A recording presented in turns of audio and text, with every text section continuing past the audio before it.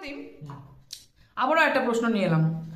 আগের প্রশ্নটা আমার ছিল হচ্ছে যে অঙ্ক ছাড়া ফিজিক্স, যেহেতু তুই ফিজিক্সের ছাত্র, অঙ্ক ছাড়া ফিজিক্স পড়তে গেলে কি চ্যালেঞ্জ, মানে তোকে যদি এই অপশনটা দেওয়া হতো যে অঙ্ক ছাড়া তোমাকে ফিজিক্স পড়তেই হবে, তাহলে কি চ্যালেঞ্জ তুই ফেস করতিস, সেটা তুই সুন্দর করে with a lot of examples তুই এক্সপ্লেন করেছিস।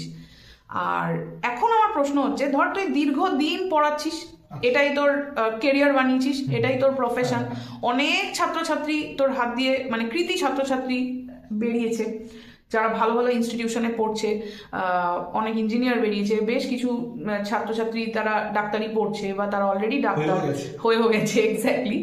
তো আমি এইবারের প্রশ্নটা করব হচ্ছে from a teachers point of view, এবং এই আলোচনাটাও আমরা অনেকবার করেছি, যেহেতু তুইও পড়াস, তুই ফিজিক্স পড়াস, আমি অঙ্ক পড়াই।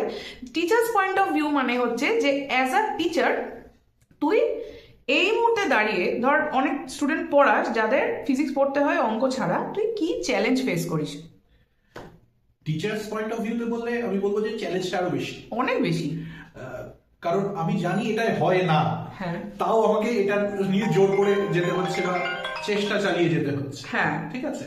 এবং অনেক অনেক এরকমও পেরেন্ট আমাদেরকে বলেন যে নিটের ক্যান্ডিডেট, ও তো অঙ্কটা নেবে না, ও ফিজিক্স কেমিস্ট্রি বায়োলজি কনসেন্ট্রেট করবে, আমাদের কিছু করার নেই, আমাদের কিন্তু অ্যাকসেপ্ট করতে হয়। নেবে নাকি তারা ওই রকম সাবজেক্ট সিলেকশন ওয়াইজ তারা স্কুলে ভর্তি হয়ে গিয়ে তারপর আমাদের কাছে আসছে, জানাচ্ছে, এবং সেখানে আমাদের অ্যাজ সাচ আর কিছু করার থাকে না। মানে আমি নতুন করে স্টুডেন্টটাকে বলতে পারছি না, না তুমি অঙ্ক নিয়ে তারপরে আমার কাছে এসো। আমার যেরকম ছাত্রী আছে, তার কিন্তু সে নিট অ্যাসপিরেন্ট, সে কিন্তু ফিজিক্স টাতে প্রবলেম ফেস করছিল বলেই আমাকে আবার বললো যে আমি তোর সাথেও আলোচনা করেছিলাম যে আমি এক্স্যাক্টলি ওকে কি কি পড়াবো, যে ফিজিক্সে কি কি লাগবে।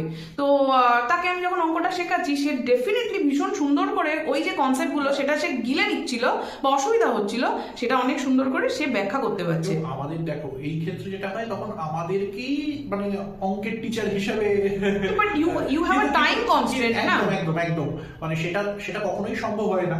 মানে ওই পুরোপুরি কখনোই একজন অঙ্কের শিক্ষকের মতো আমি অঙ্ক কখনো করাতে পারবো না। সময়টাও একটা বড় ফ্যাক্টর। সময়টা একটা বড় ফ্যাক্টর, কারণ আমার মেইন উদ্দেশ্য ফিজিক্স পড়ানো। সেই ক্ষেত্রে আমার পড়ানোটা বড্ড মেকানিক্যালি হবে, এবং তাতে কিছু করানো নেই। মানে সেটা তো উভয় পক্ষের কারোরই দোষের কিছু নেই, মানে অ্যাজ আ টিচার তোরও যেমন দোষের কিছু নেই, স্টুডেন্টেরও নেই। যখন ভর্তি হয়েছে নিট অ্যাসপিরেন্ট হিসেবে, বা শুধুই তার ফিজিক্স আছে অথচ অঙ্ক নেই, তো এরকম স্টুডেন্টকে নিয়ে একটা জায়গায় পর্যন্ত যেতে গেলে বা নিট পাওয়াতে গেলে, নিট পাওয়ানোটা বেশ চ্যালেঞ্জিং।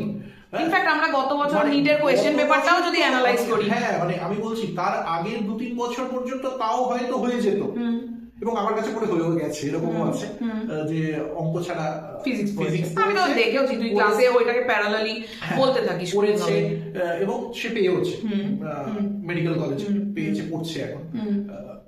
কিন্তু এই লাস্ট ইয়ারের যে কোশ্চেনটা হয়েছে না, মানে সেটাই কম্পিটেন্সি বেসড, দেখো অবশ্যই এখন সেই দিকেই যাচ্ছে, সেরকমই হবে। তোমাকে কনসেপ্ট খুব সাউন্ড রাখতে হবে। ব্যাপারটা আরো এরকম করে দিয়েছে যে এতটাই মানে ডিটেলে গিয়ে শিখতে হবে, মানে প্রত্যেকটা জায়গায় কনসেপ্টের মানে এটা খুব দরকার। মানে কনসেপ্ট ক্লিয়ার না থাকলে কোশ্চেন যখন একটু মানে ঘুরিয়ে দেবে, রকম দেবে, বা ধর মাল্টিডিসিপ্লিনারি কোশ্চেনস আসে। হ্যাঁ মানে হয় তো, মানে ব্যাপারটা তো হয়। মানে ফিজিক্সে তো এরকম নয় যে সে আমি ইলেকট্রোস্ট্যাটিক্স নিয়ে একটা অঙ্ক, ইলেকট্রোস্ট্যাটিক্স এর একটা নিউমেরিক্যাল করতে দিয়েছে, মানে শুধুই ইলেকট্রোস্ট্যাটিক্স হতে পারে, তার সাথে আমি থার্মোডাইনামিক্স এর কিছু একটা মিলিয়ে বা ফ্লুইডের কিছু একটা মিলিয়ে দিয়ে দিলাম। তো সেই ক্ষেত্রে তখন আমার দুটো চ্যাপ্টারের কনসেপ্টকে মাথায় রেখে আমাকে সেটাকে ইউজ করতে হবে। আমরা তো নিজেরাই দেখি সিকোয়েন্সেস এন্ড সিরিজে ট্রিগোনোমেট্রির অঙ্ক, ট্রিগোনোমেট্রির কনসেপ্ট লাগবে, সেরকম তো হয়। তো এই ব্যাপারগুলো তো থাকছেই। তো সেই ক্ষেত্রে মানে অঙ্ক জিনিসটা মানে খুবই দরকার, অঙ্ক জিনিসটা খুবই দরকার। মানে অঙ্ক ছাড়া যদি ফিজিক্স পড়া এবং পড়ানো দুজনের, মানে ছাত্র এবং শিক্ষক দুজনের কাছেই মানে যথেষ্ট খুবই কঠিন। পার্টিকুলারলি ছাত্রছাত্রীদের জন্য এটা সত্যি খুব একটা কষ্টের ব্যাপার, মানে না বুঝে সেই জিনিসটা করা, মানে না বুঝে এবং না বুঝে করে সেখানে কোনো লাভ হচ্ছে না, ওদের জন্য খুব মানে একদমই লাভ হচ্ছে না। মানে কোনো কারণে কেউ হয়তো ফ্লুকে বেরিয়ে যাচ্ছে, সেটা যে বেরিয়ে গেল তো ভালো, সে ভাবলো যে ঠিক আছে, কিন্তু যার হলো না, তার না হওয়ার পিছনে সে হয়তো এফোর্ট দিয়েছিল, কিন্তু তার কারণটা হচ্ছে সে এফোর্ট দিল, এফোর্টটা কাজে লাগলো না, তার কারণ ওই অ্যানালিসিসটা হলো না।